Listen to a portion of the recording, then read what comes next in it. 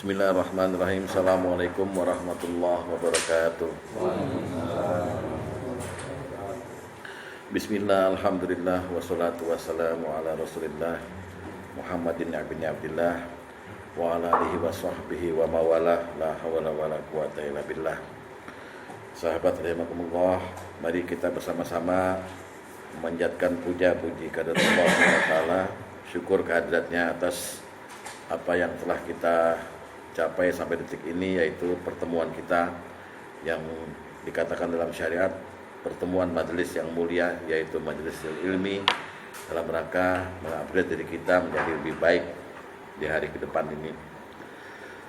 Selawat dan salam senantiasa Allah curahkan kepada junjungan kita Nabi besar Muhammad SAW dan para sahabatnya, keluarganya, zuriatnya, dan kepada kita semua yang insya Allah bisa istiqomah sampai di akhir hayat kita. Amin ya Rabbal. Kita masih dalam bab zuriat. Mari kita teruskan. Sekarang kita masuk ke dalam bab zuriat sesi terakhir, yaitu pendidikan kepada anak. Jadi kalau pendidikan pada anak ini kan sifatnya subjektif ya Pak. Jadi maksud saya subjektif begini, saya terangkan. Jadi kalau misalnya saya menegur Pak Tom didik anak jangan begitu dong, marah. Ya, marah karena ini anak-anak gue. Ya. Jadi yang saya katakan subjektif seperti itu. Pak Iskandar lagi marahin anaknya. Saya samperin, lu didik anak jangan begitu. Oh, nggak mau dia terima dengan perkataan saya, walaupun saya ustadz. Jadi pendidikan itu ternyata sifatnya subjektif. Tapi subjektif-subjektifnya pendidikan pada anak, kalau kita bicara agama, maka ada standarnya. Ada standarnya yang harus mau nggak mau, akhirnya kita mengakui bahwa standar pendidikan inilah yang terbaik untuk anak kita dalam rangka misi kita mengajak seluruh keluarga kita ke surganya Allah.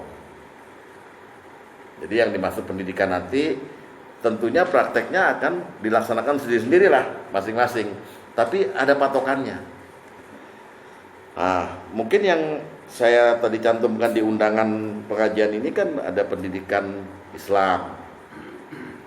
Jadi gimana kita mengenal, anggaplah kita ini sekarang masing-masing punya anak baru gede, segitulah kira-kira ya, seanaknya Bang Aman nih, kelas 5, kelas 4 gitu ya, anggap begitu ya Pak ya, supaya nanti jangan dibilang gue udah pernah nih gitu kan, karena anak kita udah rata-rata udah besar-besar semua kan. Jadi pendidikan Islam pertama, artinya pengenalan si anak kepada Islam. Tapi mohon maaf, beribu maaf Pak, saya ini kepengen menguraikan itu, asalkan kita sepakat dulu bahwa bagi kita Islam penting. Jadi kita pengen nanamin sesuatu yang penting ke anak gitu loh. Pengen maksa dalam tanda kutip anak supaya dia mentingin Islam. Kalau dari kitanya aja udah Islam gak penting, maksudnya gak penting begini Pak, kita tuh ilmu kita setengah-setengah soal Islam. Udah jangan ngarep untuk kita bisa mendidik anak jadi Islam. Jadi ya goalnya adalah kita kepengen anak kita menjadikan Islam itu penting. Nggak sekedar agama aja, yang agama yang dianut gitu. Sehingga kalau ditanya orang, lo apa? Islam itu aja, nggak sekedar itu. Tapi status hidupnya itu Islam gitu loh. Nah kita pengen seperti itu didiknya gitu. Kira-kira udah sepakat ya bahwa bagi kita Islam itu penting. Terus kita takut kalau anak kita itu nggak mentingin Islam, itu maksudnya. Harus tanamin dulu di diri kita. Kita takut kalau kita mati nanti, ternyata anak kita nggak kenal Islam. Dosa Pak, kita Pak. Dosa luar biasa. Nabi pernah berpesan, sungguh sangat sangat fasik dan zalim seorang tua yang meninggalkan anak dalam keadaan bodoh terhadap agamanya. Jadi ternyata kita itu ada kewajiban kita untuk mengajarkan Islam pada anak. Mengenalkan, mengajarkan, dan membuat anak itu jadi merasa penting Islam itu buat dirinya. Ini kan sekarang enggak kita lihat. Ya. Kalau sampai umur tua anak itu masih disuruh sholat, wah itu berarti gagal itu. Jadi kita sepakat dulu ya, Pak Tom ya, semuanya, bahwa Islam itu penting. Bahwa kita kepengen anak kita juga menganggap Islam itu penting, gitu ya. Mementingkan Islam dalam hati kita, dalam hati anak itu. Nah, dalam Al-Quran kita dikasih tahu sama Allah ada sebuah sejarah, sebuah peristiwa di mana seorang nabi itu mencari-cari wadah itu boleh dibilang sebuah agama atau status yang dia belum tahu dia agamanya apa. Kita kan tahu secara sejarah semua agama dari Nabi Adam sampai Nabi Muhammad kan Islam ya, Islam. Tapi ada nabi ini satu ini yang dia mencari-cari dan minta sama Allah. Aku udah nyembah kamu, udah nyembah engkau ya Allah. Aku bahkan nurut, disuruh begini aku nurut nih sekarang gitu. Nah, aku berarti tunduk dan patuh. Nah, tunduk dan patuh itu adalah kata lain dari Islam. Jadi Islam itu kan artinya selamat, ya. Islam juga berarti tunduk dan patuh. Ya. Nah, itu tunduk dan patuh. Jadi kalau Anda terlihat secara zahir lagi sholat khusyuk ke masjid tiap hari, puasa Ramadannya juga genep, udah berhaji pula misalnya itu ya, udah bayar zakat, Anda berarti melakukan ketundukan dan kepatuhan kepada Allah. Anda Islam. Ya. Nabi ini bingung. Saya ini apa? Udah melakukan yang kau perintah barusan nih. Lalu dia bilang, kalau gitu Tuhanku, terimalah apa yang aku lakukan ini. Engkau maha melihatlah apa yang aku kerjakan itu. Lalu setelah itu Nabi ini berkata, ya Allah, jadikan aku dan anakku di sebelahku ini dan turunanku kelak menjadi orang yang sama denganku, menjadi orang yang tunduk dan patuh, menjadi orang Islam. Begitu kata Nabi ini. Ya. Jadi dia minta supaya dia dijadikan orang yang tunduk dan patuh. Lalu dia juga, ini soalnya zuriyah ya, ini ngomong zuriyah nih ya. Dia sebagai nabi dengan anaknya di sampingnya kan minta sama Allah supaya jadikan saya orang yang tunduk dan patuh padamu, atau istilahnya orang yang muslimaini laka gitu.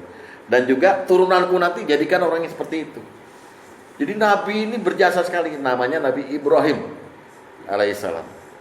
Habis itu nabi ini berkata pula, ya Allah, khusus untuk cucu-cucuku nanti, ya, tolong kirim mereka rasul yang akan membacakan kitab kepada mereka, ngajari mereka, dan yang akan mensucikan mereka.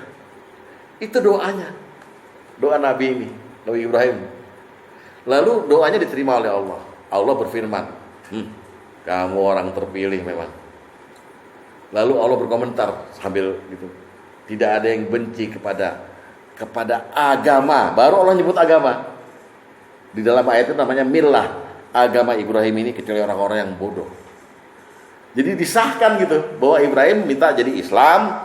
Lalu Allah bilang, nggak ada yang benci sama agama Islam ini kecuali orang bodoh. Soalnya dia betul-betul kepengen minta wadah untuk menyembah Allah, namanya Islam. Lalu Ibrahim setelah itu disyahadati, dibaiat sama Allah. Aslim, ya Ibrahim, aslim. Artinya Islamlah kamu, atau tunduk dan patuhlah kamu. Ibrahim menjawab, aslamtu birabbil alamin.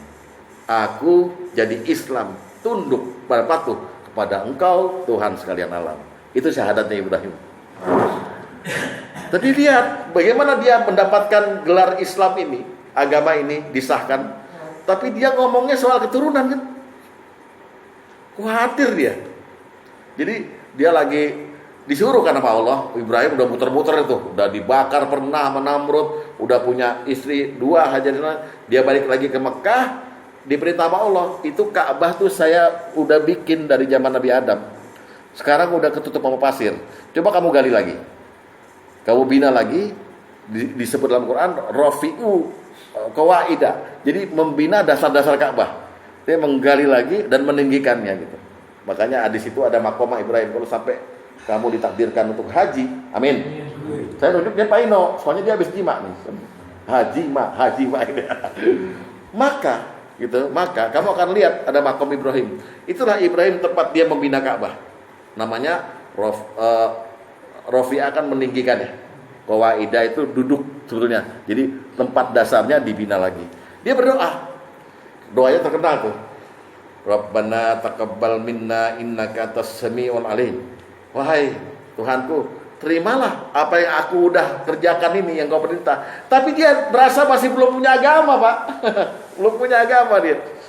Ya, terimalah. Lalu habis doa itu dia doa baru. Doa, ya Allah jadikan aku orang yang tunduk patuh, yang muslim kepadamu, jadikan anakku juga dan keturunanku kelak jadi orang yang sama tunduk patuh padamu. Coba ya kita buka dulu ayatnya. Jangan dibaca terjemahannya saja, tapi juga baca Qur'annya. Nanti saya terangkan. Ya. Al-Baqarah 127. Al-Baqarah 127. Kita mulai pelan-pelan.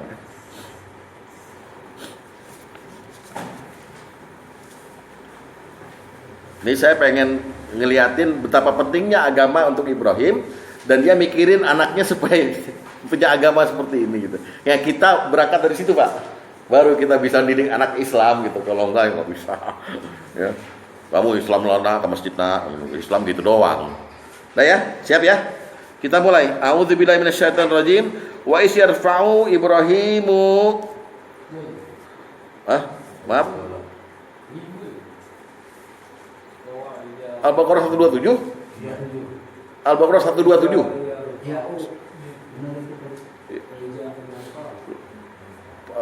Perlu apa tadi? Wa idh yarfa'u Ibrahimul. Oh. Oke. Ya, wa is yarfa'u Ibrahimul qawaida minal baiti. Dan ketika ditinggikan atau Ibrahim ya meninggikan dasar-dasar Ka'bah ya minal baiti, dan di Ismail juga gitu. Dia berdoa, Rabbana taqabbal minna innaka antas samiul alim. Jadi ya Allah ya Tuhanku, terima nih deh apa yang jadi. Nah, ini juga jadi pelajaran buat kita. Setiap kita habis sholat, habis puasa, habis zikir, habis ibadah apapun yang menuju langsung pada Allah, baca doa ini. Selesai nih. Assalamualaikum. Astagfirullah dulu boleh, silakan. Atau langsung Rabbana taqabbal minna innaka antas samiul alim. Paham? Ya, kan kita ini manusia kan suka ragu-ragu. Tadi diterima apa enggak? Baca aja ini. Ya. Oke. Dan nanti kelak Bapak nemuin hadisnya bahwa Rasulullah nyuruh baca ini setiap kita habis ibadah ya, nanti. Ya. Lalu di ayat kedua beliau berdoa lagi Ibrahim. Apa doanya? Rabbana waj'alna muslimaini laka. Tuhanku, jadikan kami berdua orang yang tunduk patuh, atau namanya muslimain, muslim. Ya kan? Orang yang tunduk patuh. Terus wa min zurriyatina ummatan muslimatan laka. Jadikan pula nanti anak cucu kami umat yang tunduk patuh, muslim kepada Engkau. Dibayangin tuh, Ibrahim seorang bapak yang masih punya anak satu, tapi dia udah doain cucunya yang belum lahir supaya jadi Islam. Kita pernah ngomong gitu sama Allah. Ya Allah, jadikan aku orang muslim sejati, anakku juga. Nggak pernah. Iya nggak? Ya, betul nggak? Ini kita nyontoh Ibrahim, ya. Terus dan doa seterusnya itu nggak ada hubungannya sebetulnya, dan dia bertobat Ibrahim. Terus ke ayat selanjutnya. Lagi belum lahir cucunya, Ibrahim udah minta juga di situ. Rabbana wa ba'as fihim rasulam minhum. Ya Tuhan kami, utuslah untuk mereka nanti, anak cucuku, seorang rasul dari kalangan mereka sendiri. Ngapain rasul itu?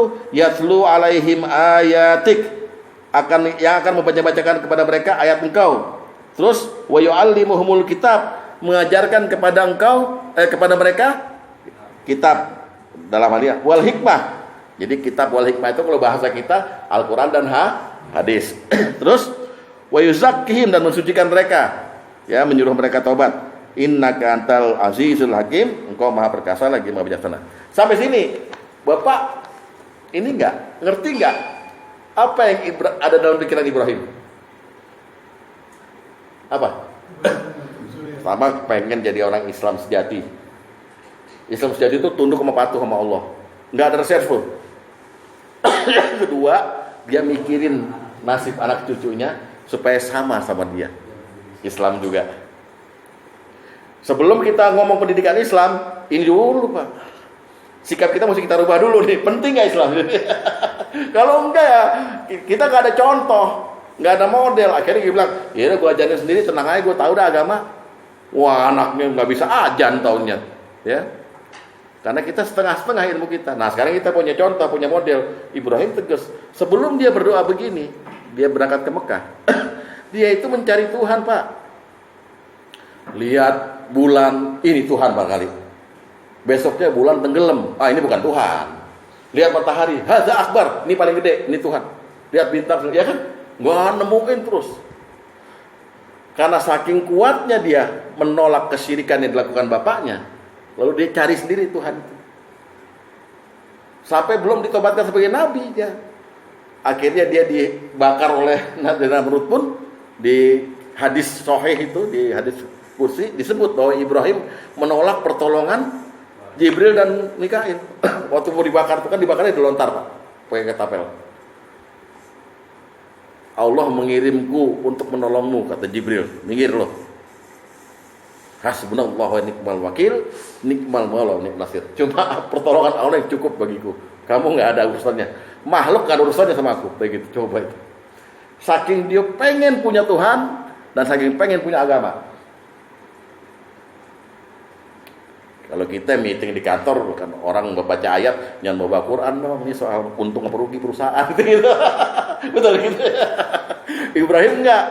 Jadi kita mesti contoh siapa nih? Bapak kita Ibrahim apa anak kita yang sekarang? Kita kan maklum sama anak kita. Ya udah tidur nggak apa-apa, nggak usah sholat dulu, ntar bangunin aja tengah malam. Jadi agama itu buat kita bukan status, tapi hanya agama aja. Agama ini dipeluk gitu. Gitu masuk surga Pak. Ya kan? Itu Ibrahim. Ayat selanjutnya Allah menjawab 130. Habis Ibrahim doa, Allah menjawab. Lihat jawaban Allah. Wa may yarghabu am millata Ibrahima illa man safina nafsah. Enggak ada yang benci sama agama Ibrahim, agama ini yang dia bilang tadi Islam itu, Muslim itu, kecuali orang bodoh. Jadi Allah memuji itu kan? Allah memuji. Ini keteguhan hati seorang Ibrahim ini pengen punya agama nih. Lalu Allah bilang, "Wa laqad istafainahu fid dunya." Dan kami pilih dia di dunia. Wa innahu fil akhirati laminas sholihin, dan di akhirat nanti dia akan jadi orang yang soleh. Coba, gara-gara ini bersikeras pengen punya agama, pengen dijadiin Muslim, dan dia doain anak cucunya, bahkan anak cucunya belum lahir dia bilang, kirim mereka Rasul nanti ya Allah, yang akan jadi guru bagi mereka, ngajarin mereka kitab, bacain kitab. Allah bilang nggak ada yang benci sama agama dia kecuali orang bodoh. Dan saya pilih dia di dunia, saya jadikan dia orang soleh di akhirat. Mau Bapak begitu? Nggak mau, ya. Sayang soalnya dunia ini, ya kan? Udah berdoa gitu. Lalu Ibrahim diperintah bersyahadat di ayat selanjutnya. Iz qala lahu rabbuhu, ketika Allah berfirman padanya, aslim, jadilah Islam, artinya tunduklah, patuhlah. Ibrahim menjawab, aslamtu li rabbil alamin, aku Islam, aku tunduk patuh kepada Tuhan semesta alam. Itu syahadatnya Ibrahim. Sah dia Islam ya? Sah ya? Sah. Jadi saya mau gambarin, Ibrahim tuh nganggap Islam tuh penting. Penting banget. Gila. Prosesnya ini gila kan ini. Prosesnya luar biasa begini. Terus, lalu Bapak ingat tadi, dia doa buat anak-anaknya. Lalu dia sudah jadi Islam, Dia panggil Ismail sama Ishak anaknya. Anak-anakku, lihat di ayat selanjutnya. Yang 132. Wa wassa biha Ibrahimu bibanihi wa Yaqub. Ya, maksudnya begini. Dan Ibrahim dan Yakub nantinya, Yakub kan cucunya kan? Ya, telah mewasiatkan ucapan itu pada anak-anaknya. Ya, artinya Ibrahim dan juga Yakub nantinya gitu ya. Jadi Ibrahim ngomongnya bukan nama Yakub nih. Ibrahim ngomong sama Ismail dan Ishak. Bunyinya apa ngomongnya? Ya baniya, hai anak-anakku, innallaha astafa lakumuddin. Sesungguhnya Allah telah memilih agama ini. Tuh. Agama ini yang baru nih namanya Islam bagimu. Terus fala tamutunna illa wa antum muslimun. Jangan sekali-kali kamu mati sebelum kamu jadi orang Islam. Wah, penting banget rupanya Islam ini. Makanya Rasulullah ketika mau wafat, beliau bilang apa? Ummati as-salat, as-salat. Karena ciri Islam salat. Jadi kita lihat, saya terharu Pak baca ayat ini Pak. Saya nggak tahu Bapak apa udah meresapi atau belum. Tapi saya terharu, saya ulang-ulang, saya bacanya. Masya Allah Ibrahim, begitu getolnya banget pengen punya agama. Begitu getolnya banget mikirin cucunya. Apa dia bilang sama Ismail sama Ishak? Ingat loh ya, Allah udah menetapkan, udah keluar SK, udah keluar Kepres, udah keluar Keprop, bahwa agama ini sah untukmu. Maka jangan kamu mati sebelum kamu Islam. Artinya pegang Islam erat-erat sampai kamu mati. Ya. Bisa nggak kita ngomong sama anak kita begitu? Nah, sini nak. Islam ini udah buat kamu udah sempurna gitu. Jangan kamu mati gitu kan. Mestinya gitu nasihat kita kan mestinya. Mestinya nasihat kita. Ya. Jadi saya berharap, saya himbau kita ini mau mendidik anak dalam Islam, akidah nantinya, akhlak, harus kita merasa diri dulu bahwa Islam ini penting buat kita. Jadi kita nanti nanemin buat anak Islam itu penting. Kalau enggak bisa Pak. Kalau enggak ya yang kita kasihin hanya hafalan kita, hanya kebiasaan kita di Islam, kita kasihin anak. Tapi enggak ada hati di situ. Enggak ada apa ya? Enggak ada dorongan, spirit. Nah ini saya bangkitin spirit dulu. Ibrahim aja bisa, maksud kita nggak bisa gitu loh maksudnya. Ibrahim aja getol, maksud kita nggak getol gitu. Apa sini paham nggak? Jangan bingung ya? Paham nggak? Jangan tekstual lagi gitu. Iya, maksudnya gini karena ya Rasulullah kan ditanya pertama kali sama orang Mekah, agamamu apa sih? Agama itu agama Ibrahim, Hanifah Muslimah, dia yang lurus dan dia yang Muslim. Rasul jawabnya begitu, berarti Ibrahim jadi contoh buat Rasulullah. Berarti kita juga berhak mencontoh Ibrahim. Gitu. Sampai dia berdoa begitu. Ya Allah, dia ngomong sama anak-anaknya. Lalu ayat selanjutnya, Yakub sebagai cucunya Ibrahim, karena Yakub itu anaknya siapa? Anaknya siapa Yakub? Ismail anaknya Pak Sugeng Purwanto. Yakub tuh anaknya Ishak. Oh iya. Ishak itu anaknya Ibrahim. Yakub bilang apa anak-anaknya? Lihat. Yakub saking khawatirnya supaya anak-anaknya jangan sampai kafir. Lihat di ayat 133. Am kuntum syuhadai ishadoro Yaqubal maut. Apakah kamu hadir ketika Yakub kedatangan maut? Iskola ketika dia berkata libanihi kepada anak-anaknya. Anak Yakub ada 12 Pak ya. Yang 2 Yusuf dan Bunyamin dari istri kedua, yang 10 Yahuda segala macam itu. Apa dia bilang? Ma ta'buduna mim ba'di. Apa yang kamu sembah setelah aku enggak ada? Keren. Tapi pertanyaannya aneh. Kenapa ma ta'budun? Bukan man ta'budu. Ma itu bentuk benda mati, Pak. Bukan siapa, tapi apa? Coba pertanyaannya. Karena pada saat itu banyak umat yang masih menyembah benda mati. Jadi disesuaikan dengan adat waktu itu. Ditanya, "Ma ta'buduna mim ba'di?"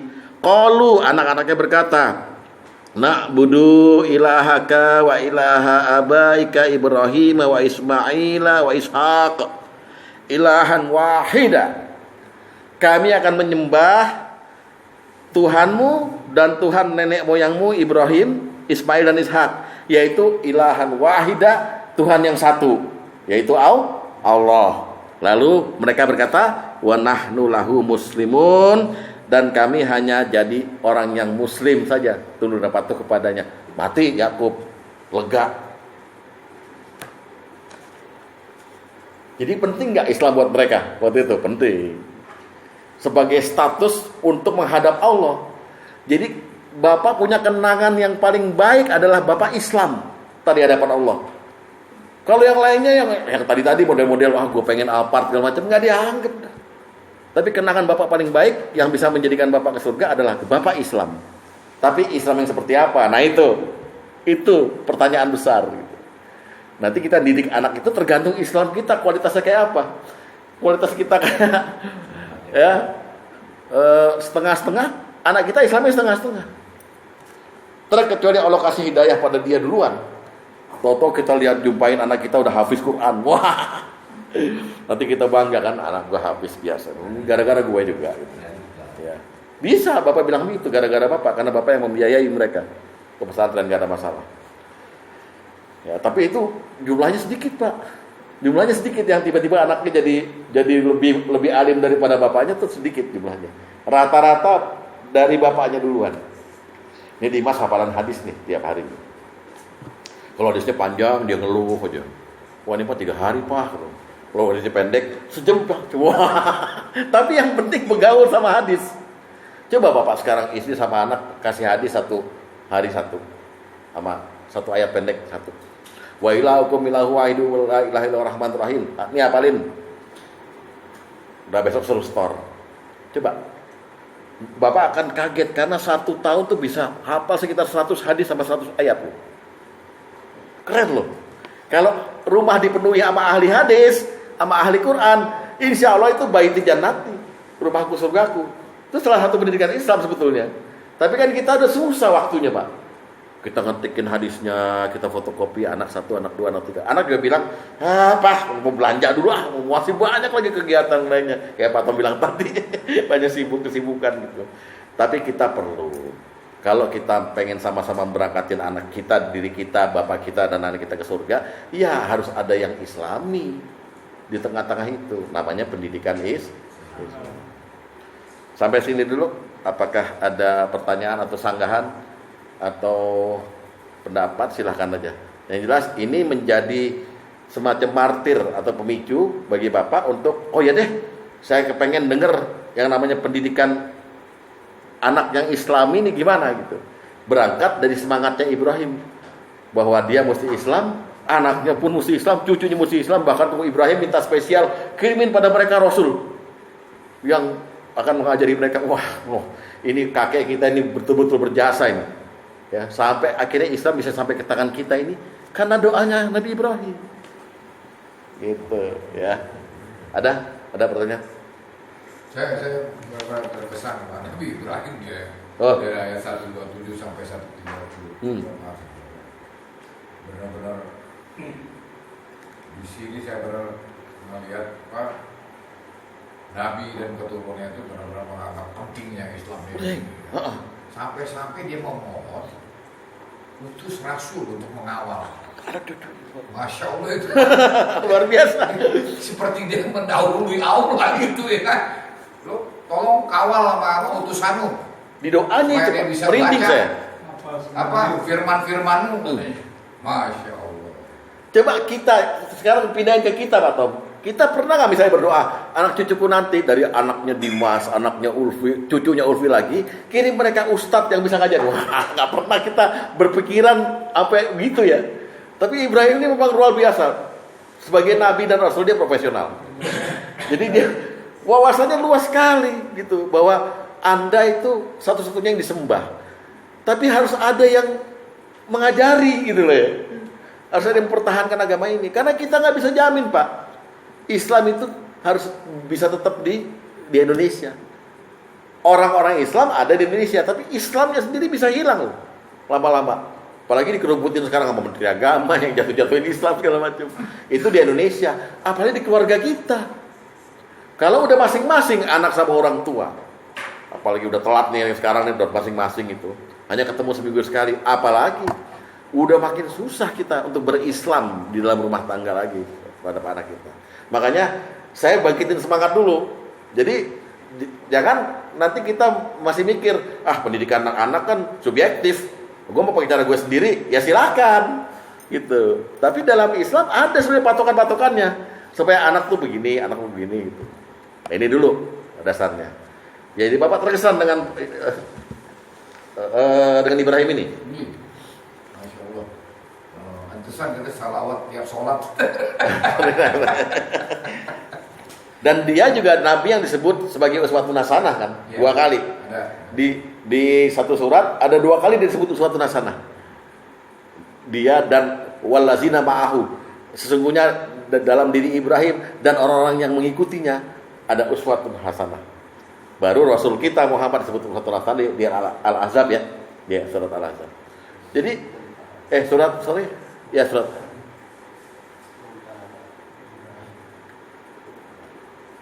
Jadi memang ini Nabi disebut dengan nabinya dan dia juga bergelarnya Khalilur Rahman, kekasihnya Tuhan, kekasihnya Allah. Karena betul-betul membela Allah, tauhidnya. Ya. Ada lagi? Ya sampai sholat itu tahiyat berarti ya. Iya. Makanya sholawatnya disebut dengan sholawat Ibrahimiyah. Allahumma sholli ala Muhammad wa ala ali Muhammad kama sholaita ala Ibrahim wa ala ali Ibrahim barik ala Muhammad wa ala kama barakta ala Ibrahim fil alamin innaka Hamidum Majid. Kenapa ada Ibrahim di situ? Ya karena Islam yang masih menjadi hanya status saja di Nabi Adam sampai Nabi Nuh. Di Nabi Ibrahim dibongkar menjadi sebuah agama gitu loh.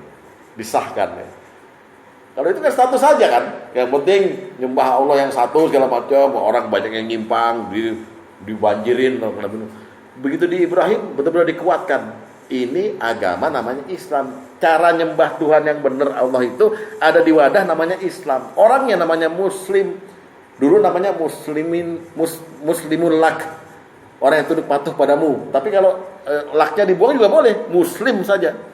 Gitu. Artinya cirinya orang yang tunduk dan patuh pada Allah. Gitu. Jadi makanya dia disebut ya namanya dijadiin contoh yang baik. Surat 60 ayat 4. Iya. Surat Nuh itu. Tauladannya. Iya. Berarti surat 129-nya dia mendoakan untuk ada Rasul, berarti Rasulullah Muhammad itu. Iya, karena dia mendoakannya memang yang diciptakan Allah itu ya ada di situ. iya. Jadi dia udah dari ribuan tahun sebelum Rasul lahir udah berdoa kirim pada mereka Rasul yang membacakan kitab dan hikmah. Ini cuman Muhammad yang dimaksud. Perkataan nubuwah tuh bisa berupa seolah-olah bagi kita ramalan gitu. Tapi bagi dia permintaan dan Allah udah mengatur itu. Ya. Ada lagi? Monggo kita gali dulu sebelum kita mulai. Apalagi yang ada di hati Bapak gitu. Saya kalau ketemu sama ayat-ayat yang ada Nabi Ibrahimnya, saya tuh ulang-ulang Pak, sampai 10-20 kali pengen tahu apa kejadiannya gitu loh. Karena dia tersebar banyak kan soal Nabi Ibrahim itu. Gitu. Dari mulai dia berlogika dengan orang-orang yang menyembah patung itu. Di satu aula besar tuh, ada patung besar satu sebagai rajanya gitu. Yang lain patung-patung kecil. Orang-orang di Babilonia menyembah patung itu. Tiap hari datang, tiap sore datang gitu. Ibrahim kesel banget. Karena yang bikin patung itu bapaknya. Oleh sebab itu, karena nggak bisa dibilangin bapaknya bahwa itu syirik, itu salah gitu. Karena yang kamu sembah itu nggak bisa apa-apa. Bapaknya tetap bikin patung. Dia masuk ke aula itu di pagi hari, dia hancurin semuanya pakai kapak yang kecil-kecil. Kapaknya ditaruh di yang gede. Dia hanya berlogika aja itu. Datang orang-orang, siapa yang hancurin ini? Kayaknya ada Ibrahim tadi masuk sana, panggil Ibrahim. Kamu yang hancurin. Tanyakan aja sama yang gede itu, kan kapaknya di gede itu. Lalu orang itu bilang lagi, mana bisa ngomong dia? Kalau ditanya, lah kalau nggak bisa ngomong kenapa disembah? Tolong, gitu. Selesai udah. Logika nubuah itu namanya. Kalau dia nggak bisa ngomong, kenapa kamu sembah selama ini? Marah itu, ngadu sama Namrud. Namrud bilang, kamu ini provokator, traitor, segala macam. Akhirnya berunding, bakar Ibrahim. Itu asal mulanya dia dibakar. Jadi nabi itu belum akan jadi nabi itu, yang sudah berlogika, yang punya ilmu mantik. Setelah dia dikepung untuk dibakar, diikat di ketapel itu, datangkan Mikael sama Jibril nolong, dia bilang cukup Allah sebagai penolongku gitu. Jadi dia yakin bahwa pasti ada Tuhan ini yang akan menolongku. Itu makanya Allah simpati dengan dia. Begitu dia jatuh ke api, Allah berfirman, ya narun kunni bardan wassalaman alal Ibrahim. Wahai api, dinginlah kamu dan selamatkan Ibrahim. Apinya dingin. Ibrahim joget di sana, kentung tak kentung gitu, nggak kepanasan. Itu pembelaan Allah terhadap orang yang dekat dengannya. Itu ya. Ini bagus banget katanya. Apa? Kayak ini memasukkan pentingnya Islam. Ya. Karena orang kita ya mau Islam keturunan yang katanya. Itu yang saya mau. Sebenarnya saya nggak tega ngomongnya. Menggelitik pentingnya ini kejadian di Nabi Ibrahim ini emang harus kita ceritain. Iya. Bahwa dia dipilih, Dan dia doain cucunya yang belum lahir, yang belum ketahuan cucunya berapa, didoain sama dia anak generasi penerusnya. Saya tuh kalau terharu tuh suka lihat ini sambil berkaca-kaca gitu. Ini perjuangan ini. Dan Allah jawab lagi. Allah jawabnya dengan pujian. Kalau orang benci sama Ibrahim gara-gara dia bertauhid seperti ini gitu, bodoh orang itu. Kan gitu ya Allah bilang. Dan Ibrahim sini, kamu sekarang saya syahadatin, saya baiat, aslim. Ibrahim bilang aslam tu birabbil alamin. Sah. Ijab kabul Ibrahim. Itu yang baca ini terjemahan kalau kita apa sih maksudnya? Ya makanya diceritain. Saya juga begini bukan cerita saya. Saya ngambil terjemahan ini, namun saya baca tafsir Pak. Tafsirnya 3, Al-Maraghi, Qurtubi, sama Jalan Lain. Kemudian saya gabung, saya jadikan cerita gitu. Jadi bukan kata saya nanti, kata Wahyu. Kata Wahyu Ibrahim dibakar ya. Rusak. Ya. Nah, sebelum Nabi Ibrahim, Islam juga. Betul, kan udah saya bilang tadi, Adam, Idris, Nuh, Hud, Soleh. Ya. Itu Islam. Tapi dia bukan sebagai agama, sebagai status bahwa dia menyembah Tuhan yang satu. Dan itu pun dilawan. Mulai Nabi Soleh malah itu sebetulnya orang udah mulai beragama, tapi belum ada namanya. Lalu tiba-tiba saking cintanya dia sama kiainya, ya sama Nabi Soleh, sama semuanya itu, mati salah satu kiainya, jadiin patung. Tiap hari didatengin. Yo kita, di situ mulai adanya kesyirikan menyembah patung, wasanan gitu. Dan puncak-puncaknya di zaman Nabi Nuh. Nabi Nuh itu umatnya cuma 40-50 dan dakwanya 1000 tahun, kurang 50, 950 tahun. Nggak ada yang ngikutin lagi. Dia capek, dia bilang, ya Allah, orang kafir di dunia ini habisin semua ya Allah. Jadi ketahuan yang mana yang beriman katanya. Dijabah sama Allah, kasih banjir. Bikin kapal ya Nuh, bikin kapal, antara orang-orang kafir saya bersihin. Yang ikut kamu aja yang beriman katanya. Di situ mulai, habis Nabi Nuh selesai, ada generasi Ibrahim muncul sebagai pencari Tuhan, sebagai orang yang nyari Tuhan, yang pengen cara dia menyembah Tuhan itu harus dinamakan. Saya apa nih? Oh, saya Muslim. Agamanya apa? Ya Islam. Makanya dia bilang, wala tamutunna illa wa antum muslimun. Allah udah innallaha astafaina lid-dini. Allah sudah mensahkan agama ini untuk kamu. Gitu. Tapi itu perjuangan kayak minta legalisasi, Pak. Minta legalisasi. Penting nih gitu. Jadi kita kan didik anak Islam yang kita tahu dari ustaz aja. Al-Fatihah, ya udah, ya salat ya, naruh berapa rakaat. Gitu doang. Ya enggak usah di sini, enggak usah saya terangin. Masing-masing aja, subjektif gitu. Mungkin masuknya kepada anak-anak nih. Ya. Jangan menceritakan mujizat yang ada gitu. Bisa juga. Rata-rata gini gitu. Iya. Bisa demikian karena dia takut dan taatnya tadi gitu loh, api itu dingin gitu loh. Seperti antum bilang mau dibantu menjibril, no way, gitu kan. Jadi berserah dirinya itu ampun gitu. Iya, tapi itu juga begini, nggak melulu Ibrahim nanti. Jadi kita gini, pertama kali nanti kita mengenalkan Islam, kita mengenalkan anak kita kepada Allah, ma'rifatullah. Jadi gini caranya Pak. Jadi kan nanti Islam tuh tunduk dan patuh kepada siapa? Pada Allah. Siapa tuh Allah? Nah, nanti saya ceritakan. Namanya kita nanemin akidah tauhid. Itu dulu. Baru nanti minggu depan ibadah. Ya, terus muamalah, fikih dan akhlak. Tapi yang pertama ini di hari ini nih, akidah kita tanemin nih. Kalau udah tahu bahwa Islam itu penting, ya, ceritain boleh ini yang soal Ibrahim. Mulai kita masuk akidah kepada anak. Ciri khas Islam yang pertama adalah Tuhannya satu. Tempat kita nunduk sama patuh nih, ya. Itu satu, namanya Allah. Nah, itu yang kita ceritain nanti. Oleh sebab itu, Luqman menasihati kepada anaknya, ya bunayya la tusyrik billah. Wahai anakku, jangan sekali-kali kau jadiin Tuhan itu lebih dari satu. Jangan syirik. Itu dasarnya mulai kita mengenalin Allah kepada anak kita. Buka suratnya, surat 31 ayat 13. Yuk kita mulai ya. Nanemin akidah tauhid kepada anak. Jangan syirik. Surat Luqman ayat ke-13. Surat 31 ayat 13.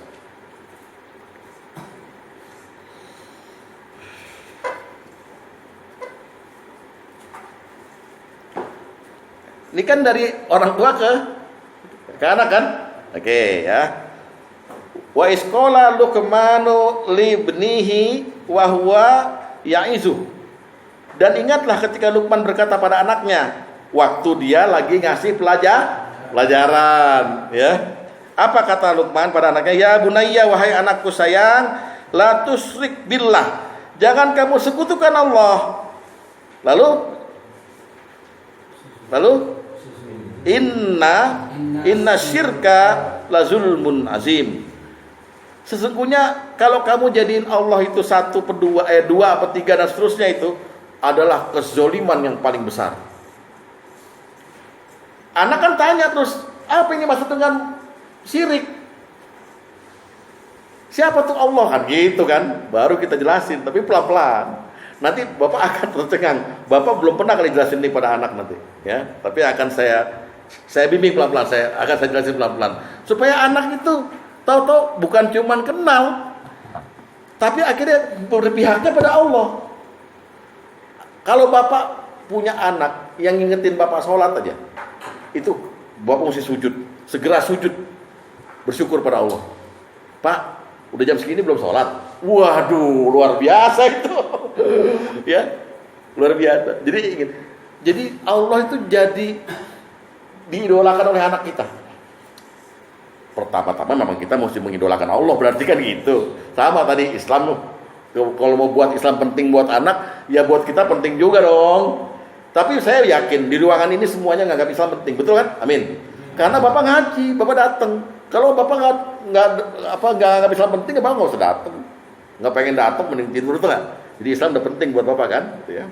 Maksudnya buat nambal kebodohan kan selama ini. Betul ya, buat nambal kebodohan. Apa? Enggak, anak-anak kalau lagi main tuh. Kamu jangan nakal, nanti kamu dimarahin Tuhan.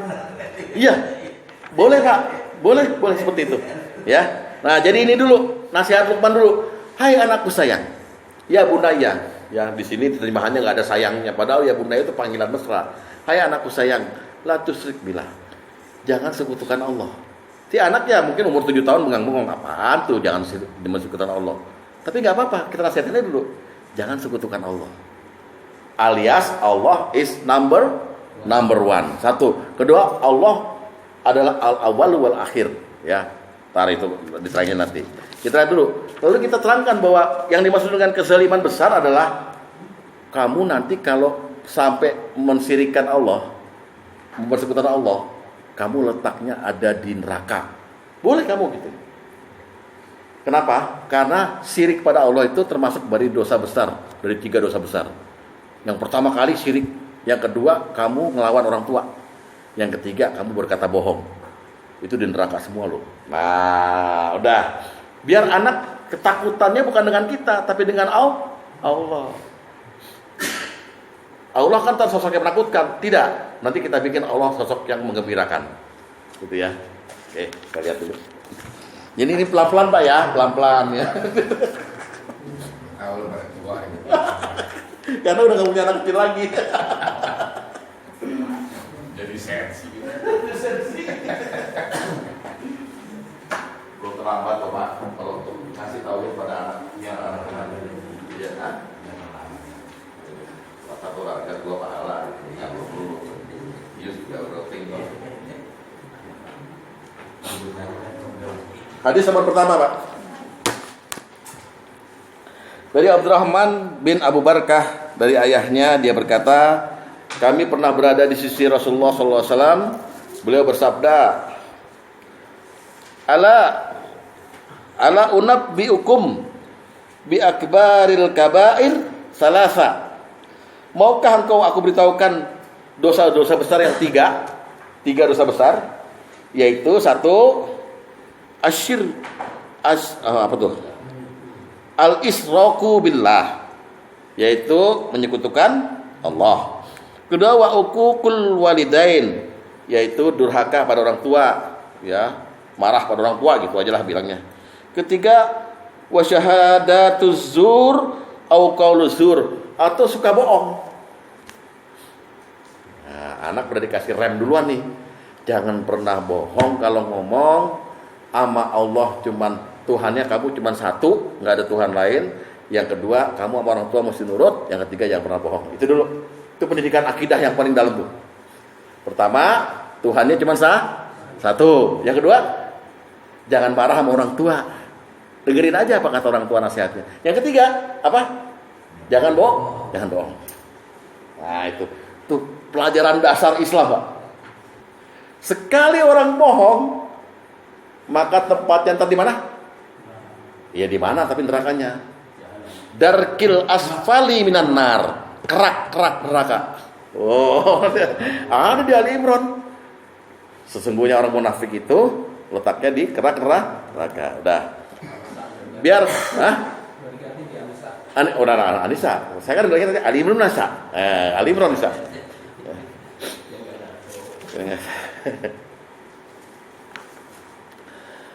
Ya.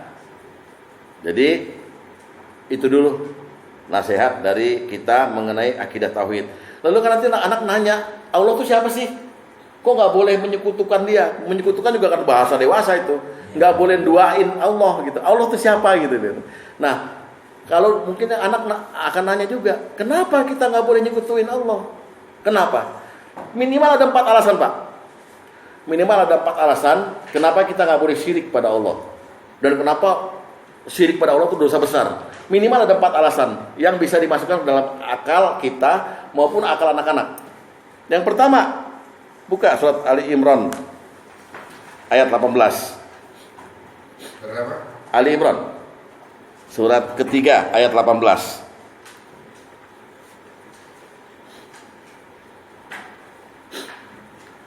Yang pertama jawabannya adalah karena Allah sendiri yang ngumumin bahwa dia sendirian. Dan di samping itu Allah menyatakan ini juga disetujui dan disaksikan oleh malaikat dan orang-orang beriman. Nah, di situ disebut ya. Oke, syahidallahu annahu la ilaha illahu. Allah menyatakan, Allah mendeklar, Allah mengumumkan bahwa dirinya adalah Tuhan, nggak ada Tuhan selain Dia. Oke? Oke. Anak oke aja, nggak ngerti kan dia, iya pak, gitu ya. La ilaha illallah. Wal malaikatu wa ulul ilmi qaima bil qisti. Bahkan malaikat semuanya dan orang beriman yang hidup di dunia ini menyatakan sama. Nah, kamu mau nggak jadi orang beriman? Mau, nyatain bahwa Allah itu satu. Ya. Terus la ilaha illallah wal azizul hakim. Enggak ada Tuhan lagi selain Dia Dia itu sifatnya aziz, wah, gagah perkasa, dan juga hakim, tapi bijaksana. Sukanya nggak suka bohong gitu.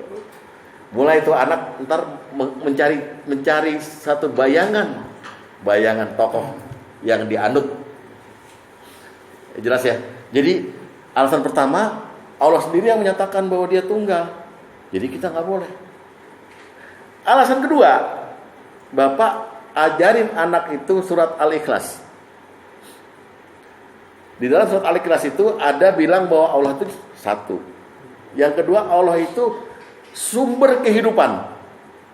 Semua kehidupan alam semesta ini yang diciptakan oleh Allah bergantung pada Allah. Kul, katakanlah huwa dia Allahu, Allah itu ahadun satu. Kul Allahu ahad. Katakan Muhammad, Allah itu satu. Allahu somad. Allah tempat bergantung semua makhluk, tempat meminta, tempat memohon doa. Jadi nak, kalau kamu pengen sepeda, minta sama Allah. Ntar Allah kasih tahu ayah untuk beliin. Jadi anak tuh akhirnya bilang, jadi itu Allah tuh penggerak semuanya dong. Kalau minta sama ayah belum tentu dikasih, minta Allah pasti dikasih. Wah, paham ya? Ini emang ustadznya kadang-kadang jadi guru PAUD ya, guru TK, muridnya semuanya PAUD bengek ya, PAUD bengek. Loh iya, kalau kita mau nanamin cinta sama Allah, kayak gitu. Allahu somad. Terus lam yalid wa lam yulad. Ini nunjukin juga bahwa dia nggak punya kongsi. Dia nggak perlu bantuan. Masa dia punya anak atau melahirkan anak. Dia udah tunggal, nggak ada kongsi. Dia ngurusin kita semua. Dia dengerin semua doa kita. Dia sendiri yang ijabah, nggak ada pembantu. Walam yakul lahu kufuwan ahad. Anak nanya, Allah kayak apa sih? Katanya gagah perkasa. Nggak ada yang bisa dibayangin. Walam yakul lahu kufuwan ahad, dan nggak ada yang setara dengan dia satupun. Gitu. Wah, bapak kiai ya. Dari mana lulusannya Pak? Anak gila. Bapak bisa minta Indomie, Pak. Minta Indomie, oh Tuhan. Minta Haji Wahyu gitu. Udah Pak ya. Nggak, ini saya bukan ngajarin Bapak loh ya. Tapi bagaimana kita menanamkan ayat dan hadis supaya anak itu bertuhankan Allah. Dia udah Islam tadi kan? Islam itu penting, tapi Islam cirinya satu, dia punya Tuhan. Jadi tunduk sama Tuhan ini. Tuhannya namanya Allah. Jangan syirik sama dia, bahaya. Allah itu siapa? Allah itu tempat semua hidup. Burung-burung di udara, ikan di laut, semuanya, hewan-hewan, kita juga, malaikat, jin semuanya, gantungnya sama Allah. Jadi kita juga jadi orang pasrah depan anak pada Allah. Jangan bilang Bapak tuh, sebelum kamu lahir nak, Bapak tuh pulang jadi pala jadi kaki jadi pala, usaha nak, supaya punya rumah. Ya udah, Allahnya hilang. Akhirnya dia muja bapaknya. Ya, timbullah lagu Ebit. Di matamu masih tersimpan, ya kan? Ayam, muja-muja makhluk. Sirik tuh Ebit. Gitu ya. Gak tahu Ustaz Sugeng. Ya alasan kedua begitu. Dia sumber kita. Nggak ada dia, kita nggak ada apa-apa. Di Allah itu sifatnya adalah al-awwal wal akhir. Allah itu kalau bahasa pesantrennya muqaddim. Allah itu yang terdahulu. Kita diciptakan dari Allah, dari yang ada, yang wujud. Dalam bahasa Islam namanya wajibul wujud. Oke, paham? Alasan ketiga, Allah itu memiliki semuanya. Allah yang punya nih nak. Papamu juga yang punya Allah, kamu juga yang punya Allah. Tapi Allah memiliki kita itu, menciptakan kita, memiliki kita, tanggung jawab Allah. Allah ngurusin kita dari kita lahir sampai kita mati, sampai kita di surga nanti. Allah yang ngurusin. Wah itu. Jadi nggak mungkin kita berpaling kalau kita udah dikasih energi, dikasih semuanya rezeki sama Dia, masa kita berpaling? Jangan syirik nak. Jadi alasan ketiga, Allah yang punya semuanya, Allah bertanggung jawab sama kita. Bukan Bapak nak. Gitu. Tapi Allah. Surat 42 ayat 11 dan 12.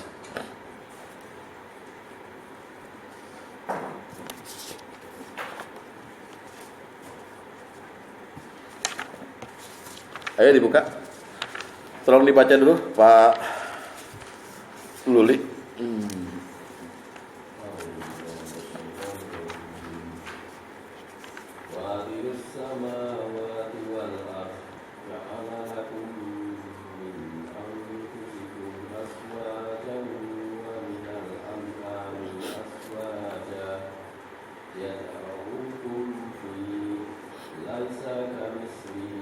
Sayun. Allah pencipta langit dan bumi yang menjadikan bagi kamu pasangan-pasangan dari jenis kamu sendiri dan dari jenis hewan ternak pasangan-pasangannya juga. Dijadikannya kamu berkembang biak dengan jalan hidup. Tidak ada sesuatu pun yang serupa dengan Dia, dan Dia yang Maha mendengar, Maha melihat. Terus 12. Lahu maqatis samawati wal ardh yabsutu rizqa liman yasha'u wa yaqdir innahu bikulli syai'in alim. Miliknya lah perbendaharaan langit dan bumi. Dia melapangkan rezeki dan membatasinya bagi siapa yang Dia kehendaki. Sungguh Dia Maha mengetahui segala sesuatu. Ya, miliknya semua. Dan Dia yabsutu, Dia lapangkan rezeki pada siapa. Dia yakdir, Dia sempitkan rezeki pada siapa. Oh, miliknya kok. Bapak punya kucing, ya Bapak berhak untuk ngasih kucing ini 2 ikan, ini 1 ikan aja, berhak Bapak. Tapi Dia Maha mengetahui segala sesuatu. Oh, jadi Allah tahu begitu, iya. Wah, ya seru kan? Jadi kalau Allah sendiri gimana, repot banget nih ngurus 1 RT. Oh, jangan salah 1 RT, nak. Dari Nabi Adam sampai hari kiamat semuanya Allah yang ngurus. Itu namanya nanemin akidah tauhid. Memang tauhid itu nanti muter-muter Pak, ntar membosankan. Tapi kita harus juga punya pikiran seperti itu. Bahwa kita bertuhankan Dia itu, kita tahu nggak Dia itu siapa? Tahu nggak kita Allah itu siapa? Kalau kita nggak marifat. Ya. Jadi kita mesti begitu. Dan terakhir, alasan yang terakhir adalah kalau ada Tuhan lain, ya misalnya kamu senang sama Allah, tapi kamu senang juga sama ini gitu. Ada Tuhan lain gitu. Maka pasti hancur. Sama dengan begini, Bapak senang nggak punya jadi buruh di toko besi, tapi punya majikan 2. Yang satu bilang, lo tolong anter ini ya ke sono, semen. Satu lagi bosnya bilang, lo di sini aja lo jagain ini gitu. Yang mana yang mesti saya turutin kan begitu. Hancurlah toko itu. Sama. Kalau ada 2 Tuhan, pasti dua-duanya akan berlawanan, akan berantem. Apalagi 3, apalagi 4. Karena ngurus alam ini berdasarkan selera dia aja gitu. Makanya Tuhan harus ada cuma 1. Gitu. Kamu nak, kalau kamu ntar Tuhan yang satu bilang kamu kupingnya 2, yang satu bilang lebih bagus kupingnya 4. Wah, yang mana yang mau kamu turutin? Wah, gitu. Jadi kita masukkan sendiri kalimat Bapak yang mendukung, mensupport ayat ini. Ya, gitu. Surat 21 ayat 22.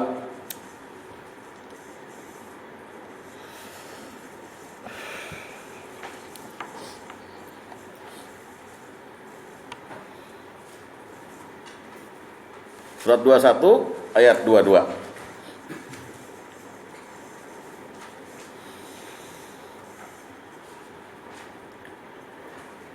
Lau kana fihi ma ilahatun illallahu la fasadata. Sekiranya ada di langit dan di bumi Tuhan-Tuhan selain Allah, tentulah keduanya telah rusak binasa. Maka maha suci Allah, wa subhanallah. Allah bebas dari kesalahan itu.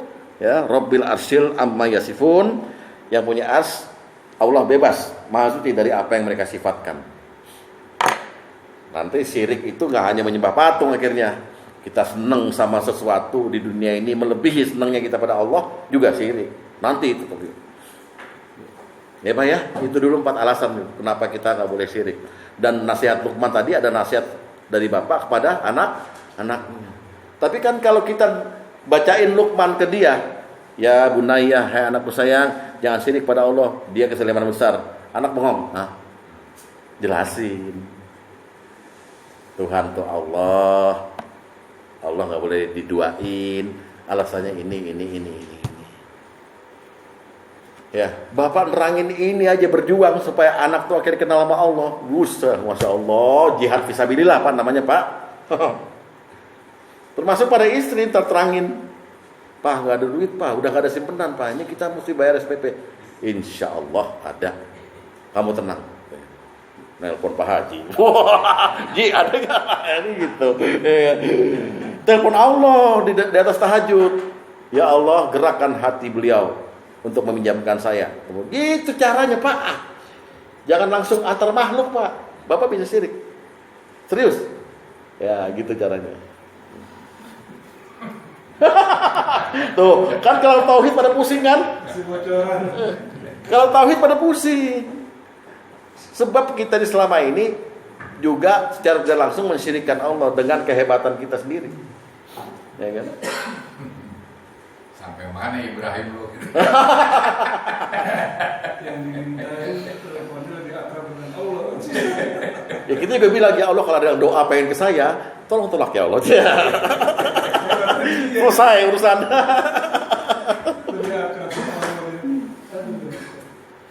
Jadi Bapak jangan ngaku dekat sama Allah kalau Bapak mendakwahkan ini kepada anak, tapi Bapak sebenarnya nggak dekat sama Allah. Percuma. Kita harus kenal Allah.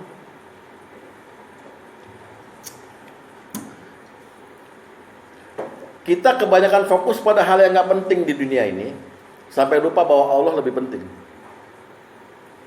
Saya nggak mau pakai bahasa jangan lihat dunia, nggak usah lah. Tapi yang nggak penting-penting itu kita fokusin. Bagaimana? Karena itu kan pikiran orang Barat. Bagaimana di akhir hidup kita sukses, punya apa aja, gitu kan? Salah Pak, salah besar. Itu yang dibacakan tadi oleh siapa itu? Innamal hayatud dunya la'ibun wa lahun. Anda, kehidupan dunia itu adalah permainan dan senda gurau belaka. Karena Allah mau bilang nggak penting, tapi ingat loh, Allah mencela dunia itu dalam hal yang mana perlu dicela. Karena dunia itu juga penting. Semua yang nanti Bapak dapat pahala di akhirat itu akibat Bapak beramal di dunia. Makanya dunia adalah mazra'atul akhirah, dunia itu ladang dan sawah, panennya di akhirat. Jadi dunia jangan dicela semuanya. Dunia penting juga. Orang doanya juga disuruh Rabbana atina fid dunya hasanah.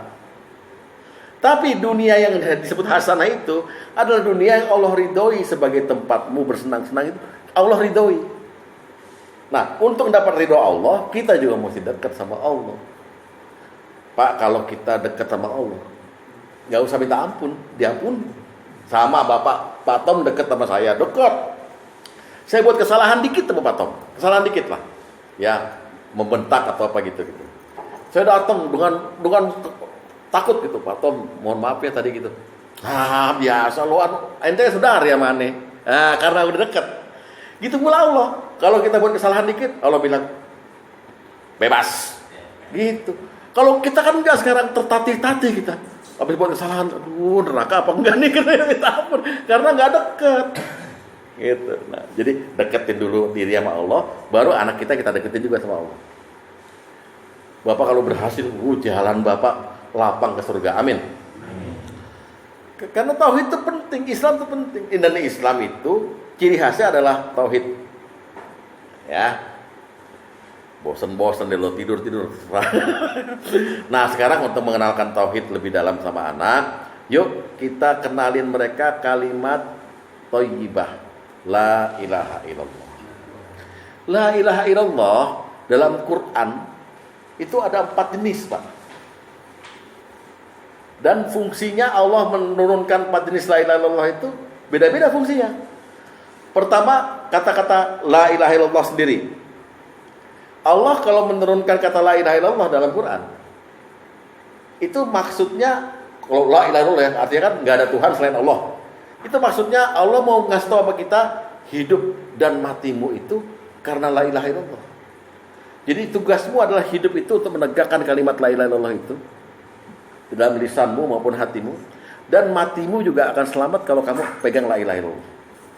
Itu kalau Allah menyebut la ilaha illallah, langsung la ilaha illallah gitu ya, ada Allahnya gitu. Yang kedua, la ilaha illa ana. Tidak ada Tuhan selain aku, kata Allah. Itu Allah mau ngasih perintah sama kita biasanya. Kalau di dalam Quran disebut la ilaha illa ana, itu pasti ujungnya habisnya ayat itu maka sholatlah, maka sembahlah aku. Ini mesti saya terangin kepada Bapak, nanti Bapak terangin pakai bahasa Bapak ya ke anak ya.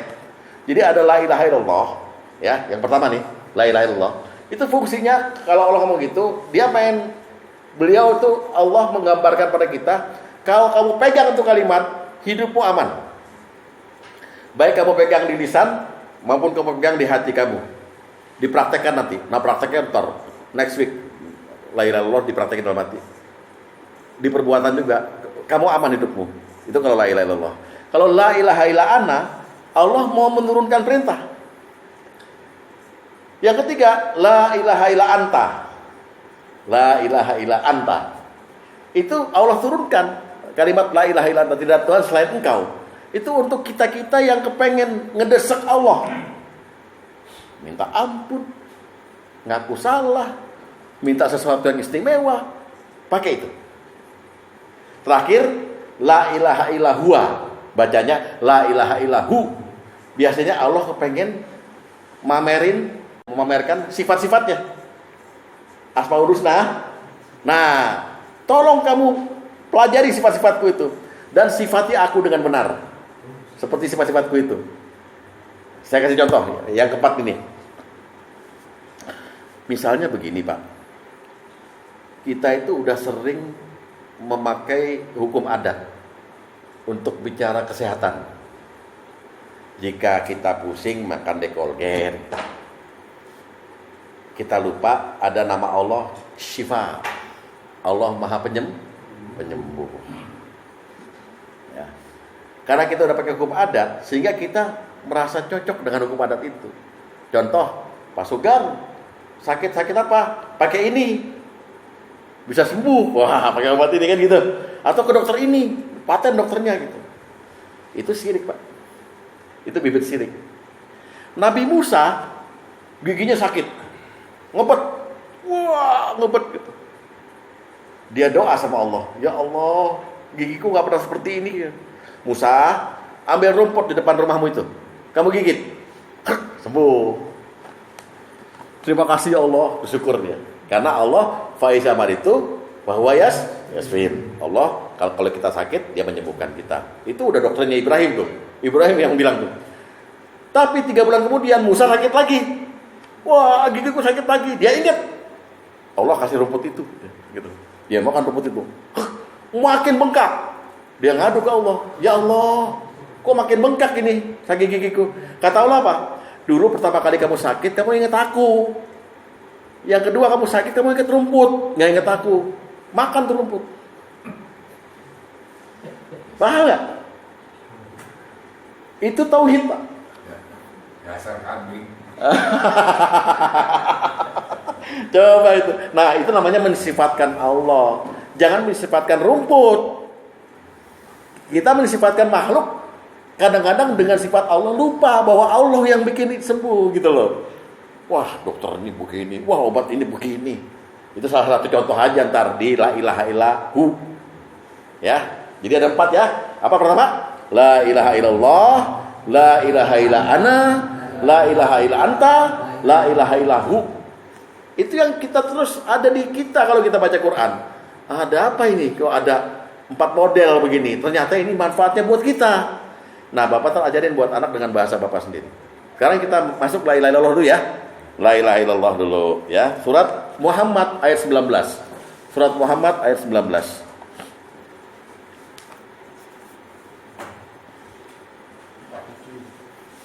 Surat 47 ayat 19. Lihat, ada kata-kata perintah fi'il amarnya pertama kali nih. A'udzubillahi minasyaitonirrajim. Fa'lam. Maka milikilah.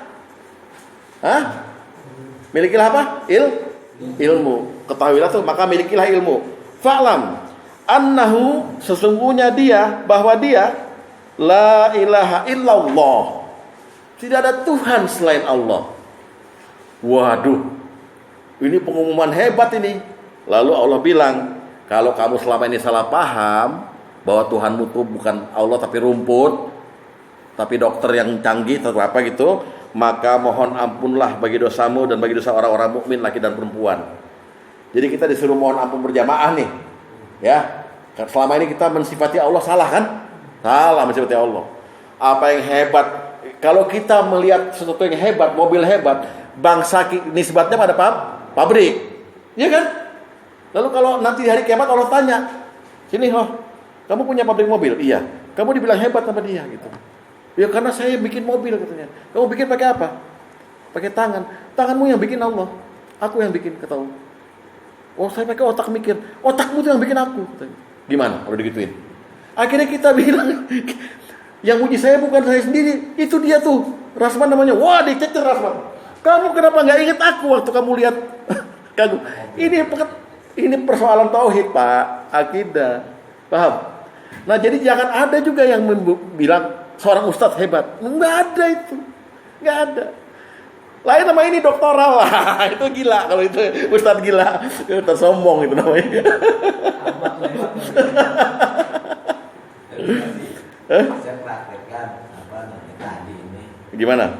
Air putih Ustadz Jabir itu kan. Ya, Ustadz Jabir. Baca Al-Fatihah 7 kali semuanya. Sebelum saya baca itu, ya Allah, Engkau yang memberikan mengatakan kehidupan ya. Saya baca itu ya, tapi ya nggak instan tuh. Ya penyakit saya masih linu-linu aja nih. Tapi berubah dikit kan? Berubah dikit, iya. Itu namanya tobib gila. Ya, oke. Nggak kayak Yus, kalau Yus tobib syariat dia, ya Yus. Oke, gitu ya. Jadi kan enteng aja tauhid itu sebenarnya. Semua segala sesuatu yang terjadi di dunia ini, innaka ala kulli syai'in qadir. Pekerjaan Allah. Kita hanya suruh jadi saksi doang. Syahidallahu annahu la ilaha illallah wal malaikatu wa. Ya tadi. Jadi kita itu jadi saksi aja perbuatan Allah. Ini Allah, ini Allah. Bahkan sampai tsunami, Allah punya ya. Kita suruh ngambil ibroh dari situ. Bukan kita yang hebat. Termasuk corona. Maksudnya corona tipuan orang tentang corona gitu ya. Karena ini tipu-tipu nih. Gitu. Ya. Jadi di sini dia ada disebut. Lalu disebut lagi sama Allah, tiap-tiap sesuatu pasti binasa kecuali Allah. Allah Maha Kekal. Lihat baik-baik, baginya lah segala penentuan dan hanya kepadalah kami dikembalikan. Sorry, maaf. Yang mana tadi? Oh. Nah, itu dia. Yang mana? Ayat 19. Oh, udah diganti. Oke. Ada kata-kata wallahu ya'lamu mutaqallabakum wa maswaakum. Dan di samping kebesaranku yang tadi, nggak ada Tuhan selain aku, dan aku menerima kamu minta ampun. Aku tahu kok kamu usahamu apa, tempat tinggalmu di mana. Jangan khawatir. Asyakku fi rizki, syakku fi rasik, kata Rasulullah. Ragu kepada rizki, ragu kepada Allah. Aku tahu kok, tenang aja, aku jamin. Yang penting pegang la ilaha illallah. Wah, ini emang ustadznya kalau nggak nerangin begini, udah pada bodoh ya, sombong ya. Gitu Pak, la ilaha illallah. Nah fungsinya. Oleh sebab itu Rasulullah bilang, afdhalu zikri la ilaha illallah. Seutama-utamanya kamu ingat pada Allah dan kamu sebut namanya adalah kamu menyebut la ilaha illallah. Hadis nomor kedua.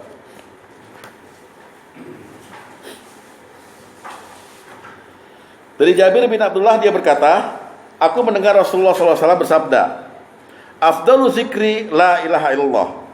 Zikir paling utama kamu ingat, kamu lafalkan adalah la ilaha illallah. Dan doa paling utama alhamdulillah. Coba bayangkan, Allah nggak kasih kesempatan orang untuk mencela dirinya. Mencela dirinya Allah. Jadi kalau ada kegiatan yang Allah hadapkan di hadapan kita, mau dia itu buruk bagi kita, mau dia itu bagus bagi kita, kita harus bilang alhamdulillah.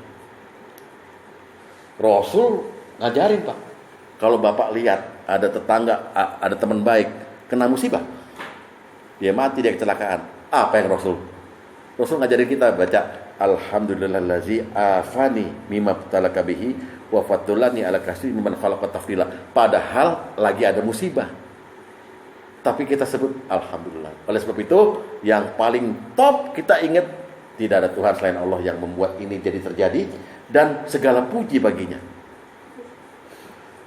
Oh, menang tauhid Bapak. Nanti kalau ditanya sama malaikat di mungkar nakir, man rabbuka? Saya guru tauhid. Ngapain kamu tanya begitu? Gitu. Karena kita udah pasti kepada Allah aja gitu. Man rabbuka, man rabbuka. Apanya sih dibuka? Ya. Berani jawab gitu. Karena saya guru tauhid gitu.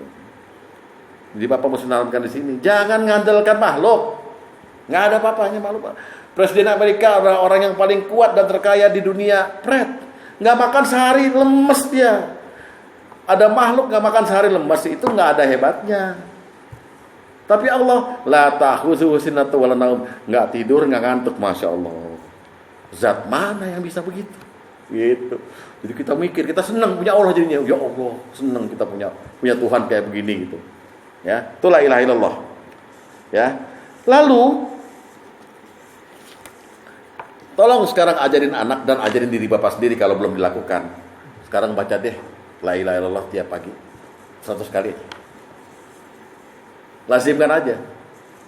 Ntar anak bilang, Bapak ngajarin tahlilan. Bukan, tahlil, bukan pakaian, bukan.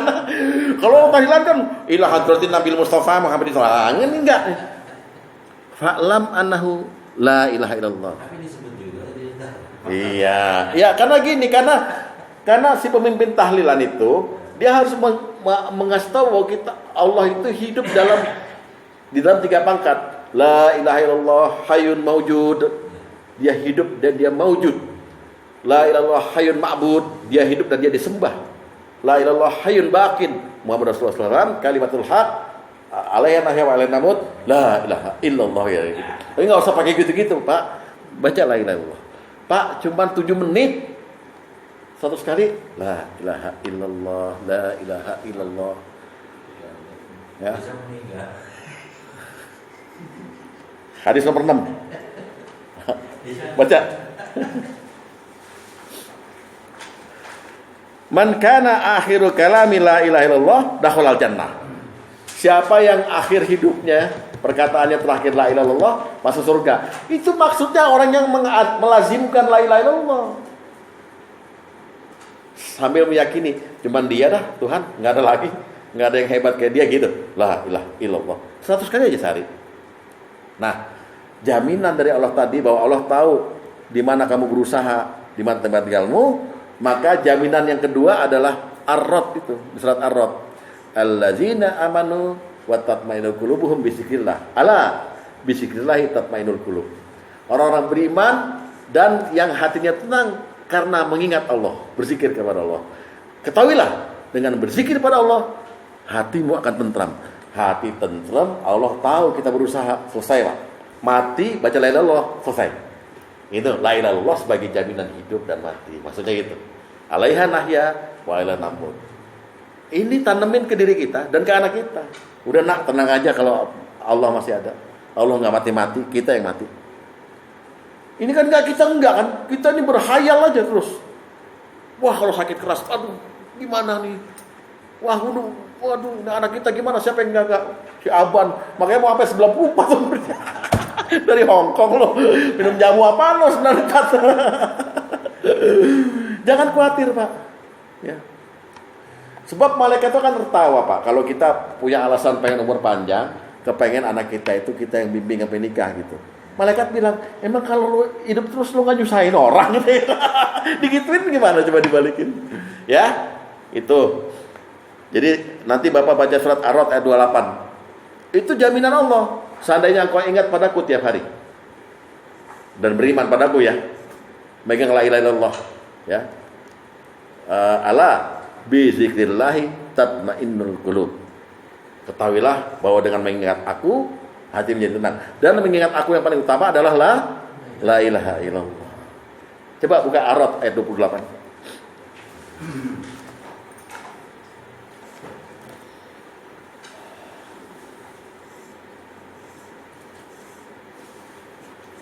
Al-Araf 28. Ar-Rad. Oh, Surat 13, Pak. Pak, saya himbau jangan bosan, Pak, ya, dengan pelajaran tauhid, ya. Ini pelajaran memang harus diterima dengan keikhlasan supaya kita bisa kenal dengan Allah.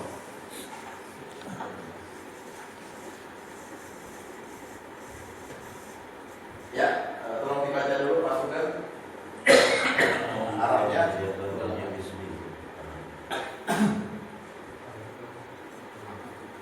Alladzina amanu wa tatma'innu qulubuhum bi dzikrillah. Ala bi dzikrillahi tatma'innul qulub. Dibaca oleh Allah. Ya. Bismillahi tatma'innul qulub. Bismillah. Allah bismillah tatma'innul qulub. Yaitu orang-orang yang beriman dan hati mereka menjadi tentram dengan mengingat Allah. Ingatlah hanya dengan mengingat Allah hati menjadi tentram. Itu menurut Bapak janji bukan tuh? Janji, jaminan. Seandainya kita mau menenteramkan hati kita, nggak sibuk dengan urusan utang dan sibuk dengan gardut, gimana gitu. Itu aja. La ilaha illallah baca. La ilaha illallah. Aku pokoknya Tuhannya kamu, nggak ada lain. Tuhannya engkau, nggak ada lain gitu. 100 kali. Hati tentrem, hati ayem, hidup enak. Itu dia yang sudah disairin main itu Pak. Ini. Sekarang Oh itu ya, saya udah tahu tuh lagu tahu. Saya nggak tahu. Ya.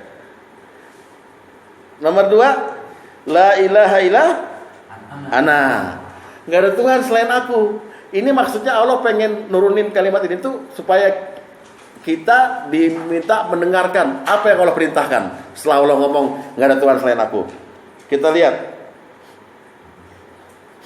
surat 21 ayat 25. Surat Al-Anbiya ayat 25. Itu Allah nyatakan bahwa semua nabi, semua rasul dimodalin oleh Allah dengan kalimat thayyibah la ilaha illallah. Jadi semua agama Islam. Dia menjawab pertanyaan tadi ya. Sehingga nggak ada alasan buat kita untuk lari dari la ilaha illallah. Lihat. Kata Allah, a'udzubillahi minasyaitonirrajim, wa ma arsalna min qablika mir rasul. Tidak ada kami mengutus seorang rasul pun sebelum kamu illa kecuali nuhi ilaihi, kami wahyukan pada rasul dan nabi itu apa? Wahyunya la ilaha illa ana fa'budun. Jadi setiap nabi atau rasul yang Allah utus ke kita dikasih bekal. Katakan ya sama orang itu nanti ya, aku nyatakan sama kamu sekarang, la ilaha illa ana, enggak ada Tuhan selain aku. Fa'budun, sembahlah aku. Itu perintahnya. Sembah itu maksudnya tunduk dan patuh. Ngikut total 100% dengan maunya Allah. Itu namanya tauhid. Sembah itu. Paham ya? Jadi Allah nyatakan la ilaha illa ana. Dengerin ya, la ilaha illa ana. Fa'budun. Enggak ada Tuhan selain aku. Sembahlah aku. Doktrin tuh, Pak. Pemaksaan boleh, penekanan boleh, tapi yang neken Allah. Itu bekalnya. Makanya Nabi Musa waktu dipanggil di bukit Muqaddisil Tua, di bukit Sinai itu, Allah juga bilang, Musa sini, aku Tuhanmu. Ya, innani annallaha la ilaha illa ana fa'buduni wa aqimis sholata li dzikri. Kata Allah gitu pada Musa, innani sesungguhnya aku, anna aku Allah, aku Allah. Jadi akunya diulang-ulang. Kalau ini terjadi pada makhluk, orang sombong tuh, Pak. Aku begini, aku. Tapi Allah yang bilang, innani sesungguhnya aku, saya. Anna aku, Allah. Aku namaku Allah. La ilaha illa ana, enggak ada Tuhan selain aku. Fa'buduni, maka sembahlah aku, wa aqimis sholata li dzikri. Untuk Nabi Musa ditambahin wa aqimis sholat, dan lakukan sholat untuk mengingatku. Tapi ada la ilaha illa ananya. Jadi dikasih perintah sembah sekaligus sholat, tunduk dan patuh sekaligus sholat. Surat 20 ayat 14. Surat Toha ayat 14.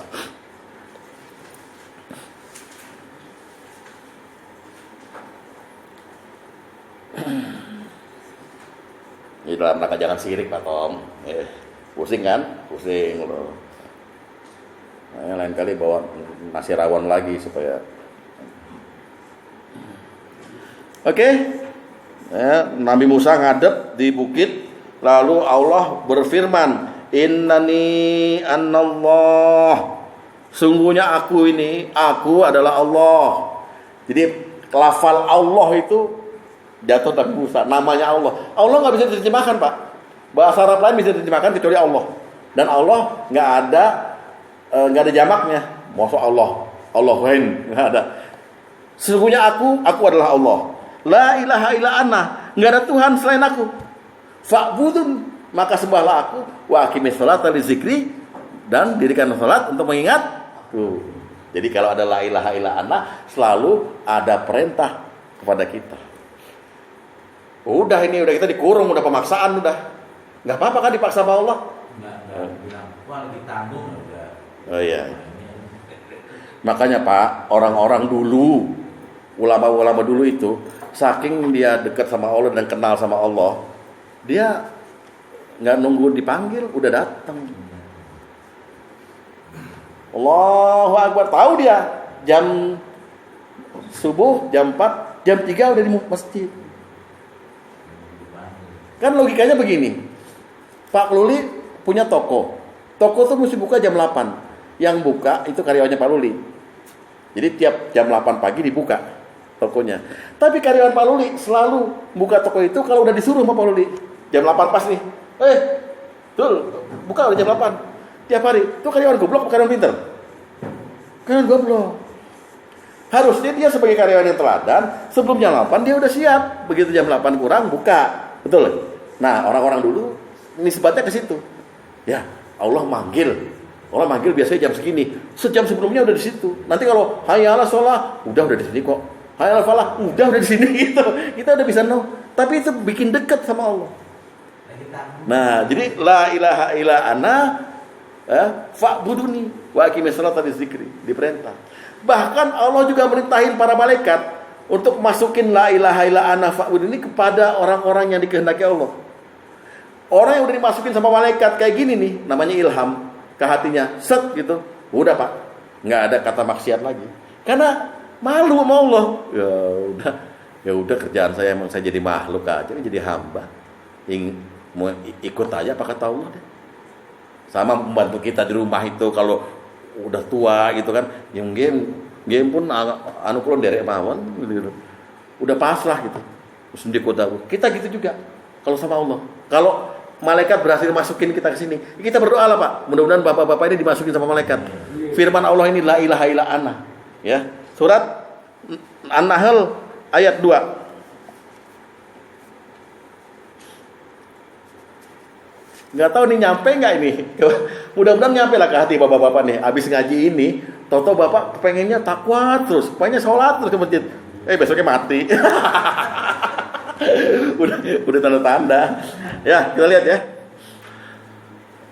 Apa kata surat An-Nahl ayat 2? Yunazzilul malaikatu birrohi min amrihi. Dia menurunkan malaikat dengan membawa wahyu dengan perintahnya.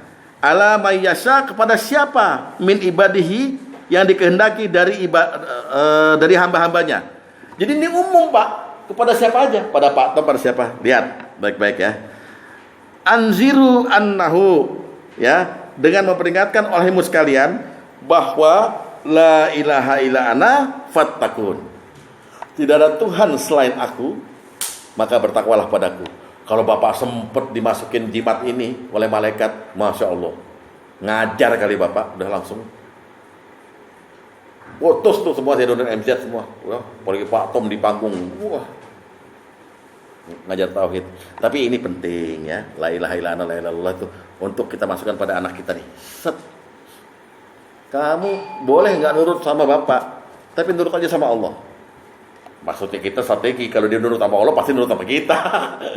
Kan gitu, nurut aja sama Allah. Sekarang kita lihat gairah anak kita ibadah juga kurang kok. Anak-anak kita gairah ibadahnya kurang kok. Ya kan? Karena lebih hidup di zaman modern gini Pak, udah banyak sekali fokusnya teralihkan perhatiannya kepada gadget, kepada gaya hidup, lifestyle, Instagram, Facebook gitu. Jadi akhirnya ibadat terdegradasi, terkurangi gitu. Nah kita nggak mau yang begitu, punya turunan kayak begitu. Ngapain? Ya kan? Kita maunya kan mereka tiap hari doain. Rabbik fili wali walidayya warahmah kama rabbayani shaghira. Ya Allah, orang tuaku sakit ya Allah. Ya. Sembuhkan gitu. Mana ada anak perhatian sekarang begitu. Ya.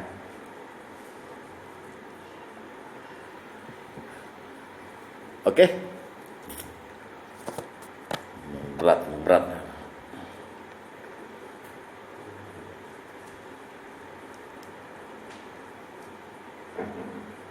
Yang ketiga, la ilaha illa anta. Ini dialami oleh Nabi Yunus. Ketika dia masuk perut ikan, dia kesulitan 3 hari 3 malam ada di kegelapan. Oleh sebab itu dia berdoa pada Allah, la ilaha illa anta inni kuntu minadz zalimin. Tidak ada Tuhan selain Engkau, aku yang zalim lah, udah. Lalu Allah kabulkan kalimat itu, Allah bebaskan dia dari kesulitan di dalam perut ikan itu. Tapi yang disebut siapa? La ilaha illa anta. Bukan kayak kita, Rabbik firli, Rabbana atina. Mintanya duit terus sama Allah. Ini enggak. Ngaku dulu salah. Apalagi kalau Bapak baca Sayyidul Istighfar, subhanallah. Makanya Allah senang sama orang yang baca Sayyidul Istighfar. Kenapa? Karena sebelum kita minta diampunin, kita bilang, aku ngaku kok, aku pakai nikmat. Waktu aku maksiat, aku pakai nikmat kamu. Dan aku ngaku sekarang bahwa aku banyak dosa. Abu'u laka binikmatika alayya wa abu'u bidzambi. Ya Allah, oh bagus. Ngaku. Nah sekarang la ilaha illa anta khusus untuk kita yang kepengen minta sesuatu yang mendesak, kepengen kita minta sesuatu untuk diampuni, pakai la ilaha illa anta. Surat Al-Anbiya ayat 87.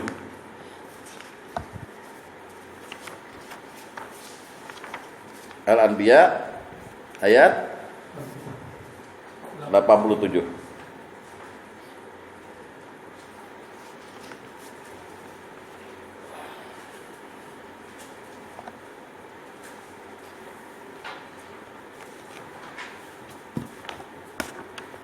Oke. Dan ingatlah ketika Zunnun atau Yunus wa Zannun, ingatlah ketika Yunus izdahaba mughadiban fadhanna allan naqdiru alaihi fanada fi zulumat. Ketika dia pergi keadaan marah, ya, lalu dia menyangka bahwa kami tidak akan mempersempitnya, maka dia menyeru dalam keadaan yang gelap di perut ikan itu, ya, alla ilaha illa anta subhanaka inni kuntu minadz zalimin. Enggak ada Tuhan selain Engkau, Maha suci Engkau, sungguhnya aku adalah yang zalim. Ini cara kita untuk minta ampun tuh kayak gitu Pak sebenarnya Pak. Ya Tuhannya kan aku masih bertuhankan Engkau lah. Dan Engkau enggak ada salahnya, aku yang salah. Nah itu Allah simpati dengan kalimat itu. Maka di ayat selanjutnya, fastajabna lahu, kami telah memperkenankan doanya dan menyelamatkannya dari kedukaan. Demikian kami selamatkan orang-orang yang beriman. Ya, udah ada 3 tuh. La ilaha illallah, jaminan hidup dan mati yang aman. La ilaha illa ana, perintah-perintah yang mesti kita jalankan. Fa'buduni wa aqimis shalah fattaqun. Yang ketiga, la ilaha illa anta, untuk minta sesuatu yang istimewa. Makanya Rasulullah bilang ada 2 kalimat dengan memakai la ilaha illa anta yang kalau kamu baca sebelum doa pasti dikabul. Pertama, kalimat pertama ada di hadis 7. Hadis nomor 7.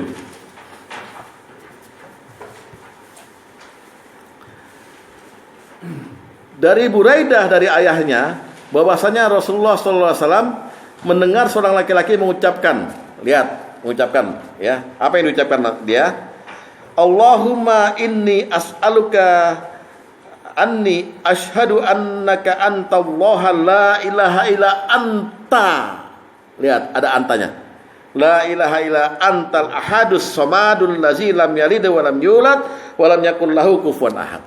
Yang artinya kira-kira, wahai Allah, sungguhnya aku mohon lagi bersaksi bahwasanya engkau Allah yang gak ada Tuhan selain Engkau, la ilaha illa anta, yang esa, tempat bergantung kepada sesuatu, yang tidak beranak dan tidak beranakan, dan tidak ada seorang pun yang setara dengannya.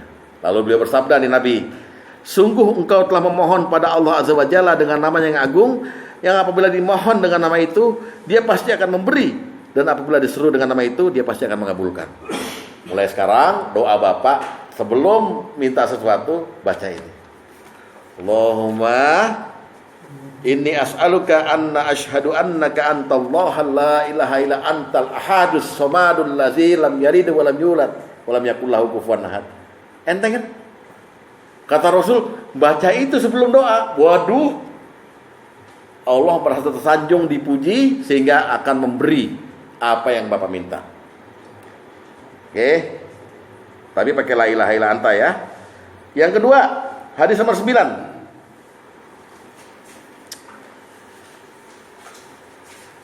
Dari Anas. Ini darinya saya lupa ketik tuh. Dari Anas. Anas ya, bahwasanya dia pernah duduk bersama Rasulullah SAW yang di dekatnya ada seorang laki-laki yang sedang sholat. Kemudian laki-laki itu berdoa. Doanya begini, Allahumma inni as'aluka bi anna lakal hamdu la ilaha illa antal mannan. La ilaha illa anta kan? La ilaha illa anta al manan badi'us samawati wal ard ya zal jalali wal ikram ya hayyu ya qayyum. Artinya, wahai Allah, sungguhnya aku mohon padamu segala puji hanya milik Engkau, tidak ada Tuhan selain Engkau yang pemurah, yang menciptakan langit dan bumi. Wahai Zat yang mempunyai keagungan dan kemuliaan, wahai Zat yang hidup lagi mengurus semua makhluknya. Lalu Nabi bersabda, sungguh dia telah berdoa kepada Allah dengan namanya yang agung. Apabila diseru dengan nama itu, dia pasti akan mengabulkannya, dan apabila diminta dengan nama itu, dia pasti akan memberinya. Baca doa ini sebelum doa Bapak yang utama apa? Ini la ilaha illallah itu penyelamat, Pak, penyelamat kita. Tapi versinya la ilaha illa anta. Ya. Nah, mengenai urusan la ilaha illahu dan pengenalan dengan Islam yang lebih intens, kita lanjutkan minggu depan aja ya. Udah 1,5 jam, saya lihat Bapak udah pada lemes semua nih dengan tauhid. Lemes apa karena kagum sama Allah, atau Bapak udah keok dulu aja, nggak tahu gimana. Tadi la ilaha illallah apa? Apa? Kan ada anta, ada ana, la ilaha illallah. La ilaha illahu. Bu ya. Yang pertama La ilaha illallah. Kemana konteksnya la ilaha illallah? Tadi kan jangan sirik. Hah? Tadi kan jangan sirik. Kita ngomong sama anak kita. Nah, berarti perintahnya yang tadi. berarti la ilaha illallah, la ilaha illa anta, semuanya tuh enggak ada Tuhan selain Dia. Jangan gitu loh.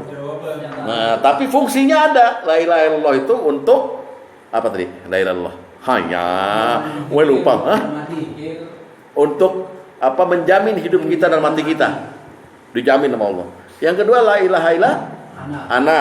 Untuk kita mendengarkan apa perintah Allah selanjutnya, yaitu fa'buduni kan, dan wa aqimis sholata li dzikri fattaqun, dan bertakwalah. Terus la ilaha illa anta untuk kita minta sesuatu yang spesial. Jadi nak, kalau kamu udah pegang nih la ilaha illallah nih, yang 3 model ini, yang keempat ntar minggu depan nih, aman kamu. Jadi nggak mungkin ada Tuhan kan selain Allah, gitu maksudnya. Ini saya sih kepada anak-anak sekalian sekarang gitu ya, anak. Karena Bapak pakai bahasa Bapak sendiri nanti. Gimana caranya? Supaya tauhidnya mantap. Jadilah anak yang Islami gitu loh. Ini belum bicara ibadah ya, ibadah, akhlak, muamalah dan fikih. Baru tauhid saja ini. Baru tauhid dan pengenalan Islam. Kita lanjutkan lagi, mohon ini jangan dibawa pulang, takut nggak kebawa nih minggu depan. Kalau bisa dikumpulkan di lemari, jadi nanti dibagikan lagi. Sebab saya tinggal 4, ya kan? Maksudnya karena belum ada yang dibaca kan, ada yang belum dibaca juga. Maksudnya kalau dibawa pulang, biasanya ketinggalan. Ntar gak ada stok ya. Jadi hadisnya dikumpulkan di sini karena belum selesai kita. La ilaha illahu besok minggu depan sekaligus pengenalan anak terhadap Islam, mendekatkan kalau sama Allah udah kenal sama Islam. Demikian, semoga ada manfaatnya dan mohon maaf apabila penyampaiannya kurang berkenan. Usikum warahmatullahi wabarakatuh. Wassalamualaikum warahmatullahi wabarakatuh.